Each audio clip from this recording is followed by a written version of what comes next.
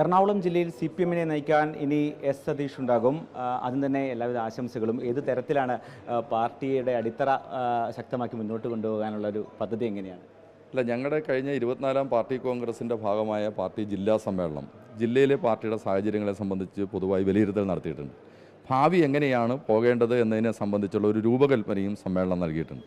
അതിലേറ്റവും പ്രധാനപ്പെട്ട ഒന്ന്, ഞങ്ങളുടെ പാർട്ടിയിൽ നല്ല ഐക്യം രൂപപ്പെടുത്താൻ കഴിഞ്ഞു എന്നാണ്. അടി മുതൽ മുകൾ വരെ നല്ല രൂപത്തിലുള്ള ഐക്യം പാർട്ടിക്കകത്ത് രൂപപ്പെട്ടത് സമ്മേളനത്തിനകത്ത് ചൂണ്ടിക്കാണിക്കുകയുണ്ടായി.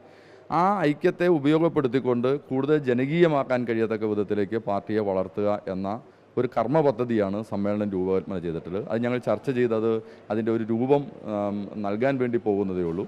അത് സെക്രട്ടേറിയറ്റും DC ഉൾപ്പെടെ വിശദമായി ചർച്ച ചെയ്ത് അത്തരം പ്രവർത്തനങ്ങൾക്ക് ഞങ്ങൾ നേതൃത്വം കൊടുക്കും. ഒരു സംശയവും വേണ്ട, ഈ നാട്ടിലെ ജനങ്ങൾക്ക് കൂടുതൽ ഗുണപ്രദമാകുന്ന വിധത്തിൽ ഈ പാർട്ടിയുടെ അടിത്തറ വികസിപ്പിക്കാൻ കഴിയാത്തക്ക വിധത്തിലുള്ള ബഹുമുഖമായ പദ്ധതികൾക്ക് ഞങ്ങൾ രൂപം നൽകുകയും അതുമായി മുമ്പോട്ട് പോവുകയും ചെയ്യും. ഈ തദ്ദേശ തെരഞ്ഞെടുപ്പ് വരുന്നു, അതിന് പിന്നാലെ നിയമസഭാ തെരഞ്ഞെടുപ്പ് വരുന്നു. സ്വാഭാവികമായും UDF-ന് വലിയ മേൽക്കൈയുള്ളൊരു ജില്ലയാണ് എറണാകുളം. അവിടെ ഏത് തരത്തിൽ ഒരു മുന്നേറ്റം ഉണ്ടാക്കാൻ കഴിയുമെന്നാണ് പ്രതീക്ഷിക്കുന്നത്? അല്ല, തെരഞ്ഞെടുപ്പ് രാഷ്ട്രീയം എന്നുള്ളത് പൊതുവായ രാഷ്ട്രീയ പ്രവർത്തനത്തിൻ്റെ ഭാഗമാണ്. എല്ലാ സമയത്തും തെരഞ്ഞെടുപ്പ് രാഷ്ട്രീയത്തിൽ സജീവമായി ഇടപെടുക എന്ന സമീപനം നമ്മൾ സ്വീകരിച്ചിട്ടുണ്ട്. ഇപ്പോൾ നിങ്ങൾ സൂചിപ്പിച്ച പോലെ വലതുപക്ഷ രാഷ്ട്രീയം സ്വല്പം മേൽക്കൈ നേടുന്ന അത് വലതുപക്ഷ രാഷ്ട്രീയത്തെ കൂടുതൽ തുറന്നു കാണിക്കാൻ ആവശ്യമായിട്ടുള്ള ക്യാമ്പയിനുകൾ ഞങ്ങൾ ആരംഭിക്കും. തീർച്ചയായിട്ടും ഇടതുപക്ഷ രാഷ്ട്രീയത്തിൻ്റെ പ്രസക്തി, ഇടതുപക്ഷം എന്തുകൊണ്ട് ജയിക്കണം കേരളത്തിനകത്തും ഇന്ത്യക്കകത്തും, വിശേഷിച്ച് കേരളത്തിലെ ഗവൺമെൻറ് കഴിഞ്ഞ 2 ടേമായി തുടർച്ചയായി വരുന്നു. ഇപ്പോൾ 9 വർഷക്കാലം പൂർത്തീകരിക്കുന്നു. ഈ സമയം കൊണ്ട് ഗവൺമെൻറ് നടപ്പാക്കിയ നിരവധിയായ വികസന പ്രവർത്തനങ്ങളും ക്ഷേമ പ്രവർത്തനങ്ങളുമുണ്ട്. യഥാർത്ഥത്തിൽ രാജ്യത്തെ ഒരു മാതൃകയായ ഗവൺമെൻറ്റാണ് കേരളത്തിലെ ഗവൺമെൻറ് എന്ന് കാണാൻ കഴിയും. RSS നേതൃത്വം കൊടുക്കുന്ന വർഗീയ ഭരണ നേതൃത്വമാണ് BJP-യുടെ രാജ്യത്തിനകത്ത് നിൽക്കുന്നത്. അതുപോലെ തന്നെ കോർപ്പറേറ്റുകളും കൈകോർത്തുകൊണ്ടാണ് നിൽക്കുന്നത്. ഈ 2 അവിശുദ്ധ കൂട്ടുകെട്ടുകളാണ് ഇന്നത്തെ രാജ്യത്തെ നിയന്ത്രിച്ചുകൊണ്ടിരിക്കുന്നത്. അതിനെതിരെയുള്ള ശരിയായ ബദൽ രാഷ്ട്രീയത്തെയാണ് കേരളത്തിലെ ഇടതുപക്ഷ ഗവൺമെൻറ് ഉയർത്തുക എന്ന് കാണാം. മതനിരപേക്ഷതയുടെ കരുത്ത് കേരളത്തിൽ ഉയർത്തിപ്പിടിക്കാൻ നമുക്ക് കഴിയുന്നു. അതിന് വലിയ പങ്ക് ഗവൺമെൻറ്റിന് വഹിക്കാൻ കഴിയുന്നുണ്ട്. ആഗോളവൽക്കരണ രാഷ്ട്രീയത്തിന് ബദലെവിടെ എന്ന ചോദ്യത്തിന് ആ ബദൽ സമീപനം നമുക്ക് ഉയർത്തിപ്പിടിക്കാൻ കഴിയുന്നുണ്ട്. ഇപ്പം നവകേരളത്തിൻ്റെ പുതുവഴികൾ എന്നുള്ളത് കഴിഞ്ഞ നമ്മുടെ സംസ്ഥാന സമ്മേളനം ചർച്ച ചെയ്ത രേഖയാണ്, അംഗീകരിച്ച രേഖയാണ്. അതിനകത്ത് ഉൾപ്പെടെ അടിവരയിട്ട് പറയുന്നത് വരുന്ന ഒരു 25 വർഷക്കാലം കൊണ്ട് കേരളം എന്നുള്ളത് ഒരു മദ്യസമ്പന്ന സമൂഹത്തിലേക്ക് മാറുമെന്നാണ്. എന്ന് പറഞ്ഞാൽ പാവപ്പെട്ട തൊഴിലാളികളുടെ, മത്സ്യത്തൊഴിലാളികളുടെ, ചുമട്ടുതൊഴിലാളികളുടെ, കർഷക തൊഴിലാളികളുടെ, പാവപ്പെട്ട ജനവിഭാഗങ്ങളുടെ ജീവിത നിലവാരം ഒരു മദ്യസമ്പന്ന സമൂഹത്തിലേക്ക് മാറ്റുക എന്ന ശരിയായ ഒരു ബദൽ രാഷ്ട്രീയത്തെ മുന്നോട്ട് വെച്ച് ഗവൺമെൻറ് പ്രവർത്തിക്കുകയാണ്. ഞങ്ങൾ തീർച്ചയായും ജനങ്ങളോട് ഇത് വിശദീകരിക്കും. ജനങ്ങൾ അനുഭവ സമ്പന്നരാണ്. മുൻകാലങ്ങളിൽ നിന്നും വ്യത്യസ്തമായി ജനങ്ങൾ ആ അനുഭവത്തിൻ്റെ അടിസ്ഥാനത്തിൽ രാഷ്ട്രീയ നിലപാടുകൾ സ്വീകരിക്കാൻ തയ്യാറാകുന്നുണ്ട് എന്നുള്ളത് കൊണ്ടാണ് 2ാം പിണറായി സർക്കാർ വന്നത് എന്നുള്ളത് നമുക്ക് കാണാൻ കഴിയും.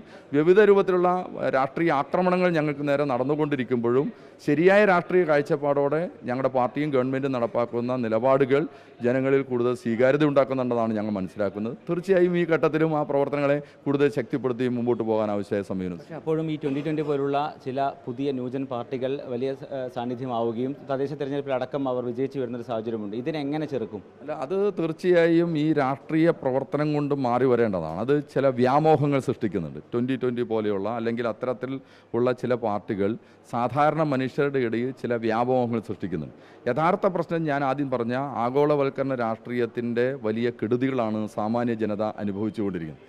ആ ജനതയെ അനുഭവിക്കുന്ന പ്രയാസത്തിന് ബദൽ എന്നുള്ളത് ബദൽ രാഷ്ട്രീയത്തെ ശക്തിപ്പെടുത്തുക എന്നുള്ളതാണ്. എന്നാൽ അരാഷ്ട്രീയ സംഘടനകൾ ആ സാഹചര്യങ്ങളെ ഉപയോഗപ്പെടുത്തിക്കൊണ്ട് ചില താൽക്കാലികമായ സഹായങ്ങളും മറ്റു കാര്യങ്ങളും ചെയ്തുകൊണ്ട് ജനങ്ങളെ കൂടെ നിർത്താം എന്നൊരു പരിശ്രമമാണ് അവർ നടത്തുന്നത്. അതിലൊരാൾ അവർ ജയിക്കുന്നുണ്ട്, പക്ഷേ അത് താൽക്കാലികമാണ് എന്നുള്ളതാണ് ഞങ്ങൾക്ക് ചൂണ്ടിക്കാണിക്കാനുള്ളത്.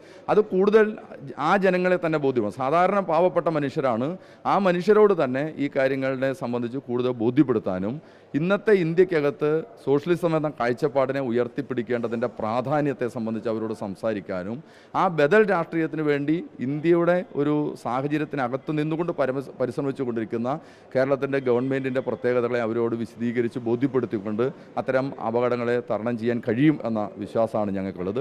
കുറച്ച് സമയമെടുക്കുന്ന പ്രക്രിയയാണ്, പെട്ടെന്ന് നടക്കുന്ന കാര്യമല്ല. അത് വലിയ പരിശ്രമം ഇപ്പോൾ നമ്മുടെ ജില്ലയിൽ അതിൻ്റെ ഭാഗമായി കഴിഞ്ഞ കുറേ കാലങ്ങളായി തുടർച്ചയായി നമ്മൾ നടത്തുന്നുണ്ട്. അത് തീർച്ചയായിട്ടും അത് മുമ്പോട്ട് കൊണ്ടുപോകാനും ശരിയായ ഒരു റിസൾട്ട് ഉണ്ടാക്കാനും കഴിയുമെന്നാണ് പ്രതീക്ഷിക്കുന്നത്. കാര്യം കൂടി. ഈ കൊച്ചി കൂടുതൽ യുവാക്കളുള്ള ഒരു നഗരമാണ്. പ്രത്യേകിച്ച് ഇപ്പോൾ സിനിമാ മേഖലയിൽ നിന്നടക്കം വലിയ ലഹരി സംബന്ധമായ വിഷയങ്ങളൊക്കെ തന്നെ ഉയർന്നു വരുന്നുണ്ട്. അപ്പോൾ ഏത് തരത്തിലായിരിക്കും നമ്മൾ ഈ ലഹരിയുടെ വ്യാപനത്തെ തടയാൻ കഴിയുക? ലഹരി വലിയ അപകടകരമായ ഒരു പ്രവണതയാണ് നമ്മുടെ സമൂഹത്തിനകത്ത്. ഞാൻ ആദ്യം സൂചിപ്പിച്ച പോലെ അത് നമ്മുടെ നാട്ടിൽ മാത്രമല്ല ലോകത്താകമാനം ആ ഒരു സ്ഥിതിയാണ് നിലനിൽക്കുന്നതെന്ന് കാണാൻ കഴിയും. ഇപ്പോൾ UN റിപ്പോർട്ട് തന്നെ പറയുന്നത് 15 വയസ്സിനും 64 വയസ്സിനും ഇടയിൽ പ്രായമുള്ളവരിൽ 17 പേരിൽ ഒരാൾ ലഹരി ഉപയോഗിക്കുന്നു എന്നാണ്. ആദ്യ ലഹരി ഉപയോഗിക്കുന്നതിൽ 70% ആളുകൾ 10 വയസ്സിനും 15 വയസ്സിനും ഇടയിലാണ്. എന്ന് പറഞ്ഞാൽ 5ാം ക്ലാസ്സിൽ പഠിക്കുന്ന കുട്ടികളാണ് ലോകത്ത് ഇത് ഉപയോഗിക്കുന്നതിൻ്റെ കണക്കിനെ സംബന്ധിച്ച് UN ചൂണ്ടിക്കാണിക്കുന്നത്. ആ മാനദണ്ഡം വെച്ച് എല്ലാം പരിശോധിച്ചാൽ, അല്ലെങ്കിൽ രാജ്യത്തെ ഇതിൻ്റെ വ്യാപനത്തിൻ്റെ മാനദണ്ഡം വെച്ച് പരിശോധിച്ചാൽ ആ അളവിൽ കേരളത്തിലില്ല. പക്ഷേ അത് പറഞ്ഞ് നമുക്ക് ആശ്വാസം കൊള്ളാൻ കഴിയില്ല. കാരണം കേരളത്തിൽ ചില തെറ്റായ പ്രവണതകൾ ഉയർന്നു വന്നിരിക്കുന്നു, അതിൻ്റെ ചില അനുഭവങ്ങൾ നമുക്കുണ്ടായിരിക്കുന്നു. അപ്പോൾ അതിനെ ശക്തിയായി പ്രതിരോധിച്ച് നമുക്ക് മുമ്പോട്ട് പോകേണ്ടതുണ്ട്. അതിന് എല്ലാ വിഭാഗം ജനങ്ങളുടെയും പിന്തുണ വേണം. അത് പോലീസോ എക്സൈസോ ഗവൺമെൻറ്റിനെയോ മാത്രം ഏൽപ്പിച്ച് നമുക്കാർക്കും മാറി നിൽക്കാൻ കഴിയുന്നില്ല. ഗവൺമെൻറ് ശരിയായ സമീപനം ആ കാര്യത്തിൽ സ്വീകരിക്കുമ്പോൾ അതിന് പരിപൂർണമായ പിന്തുണ പ്രഖ്യാപിച്ച് വലിയ ഒരു ജനകീയ പ്രസ്ഥാനത്തെ തന്നെ ഈ മയക്കുമരുന്നിനെതിരെ നമ്മുടെ എല്ലാ പ്രദേശത്തും ഗ്രാസ് റൂട്ട് ലെവലിൽ തന്നെ ഉയർത്തിക്കൊണ്ട് വരിക എന്നുള്ളത് വളരെ പ്രധാനപ്പെട്ടതാണ്. അതിന് ആവശ്യമായ കർമ്മ പദ്ധതികൾ ഇതിനകം തന്നെ പാർട്ടി രൂപം നൽകിയിട്ടുണ്ട്. ഇപ്പോൾ നമ്മുടെ ജില്ലയിൽ അത് ആരംഭിച്ചു കഴിഞ്ഞിട്ടുണ്ട്. ഇപ്പോൾ കൊച്ചിയിൽ വലിയ രൂപത്തിലുള്ള പരിപാടി നടക്കുന്നു.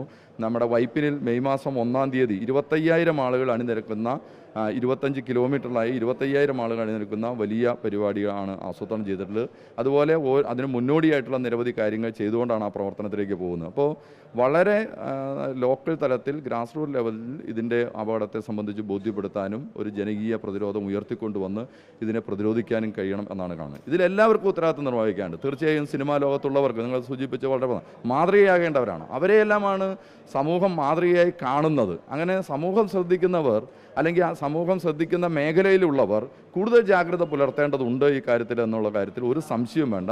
അതുകൊണ്ട് എല്ലാ വിഭാഗം ആളുകളുടെയും പിന്തുണ വേണം. പാർട്ടി അതിന് മുൻകൈ എടുക്കുകയും ചെയ്യുമെന്നാണ് സൂചിപ്പിക്കാം. എന്തായാലും മുന്നോട്ടുള്ള പ്രവർത്തനങ്ങൾക്ക് എല്ലാവിധ ആശംസകളും നേരുന്നു. എറണാകുളം ജില്ലാ സെക്രട്ടറിയായി തിരഞ്ഞെടുക്കപ്പെട്ട എസ് സതീഷാണ് നമ്മളോട് പ്രതികരിച്ചത്. വീഡിയോ ജേർണലിസ്റ്റ് ജിതിൻ മാങ്ങാനത്തിനൊപ്പം reporter Arjun Mattannur, in reporter, Kochi.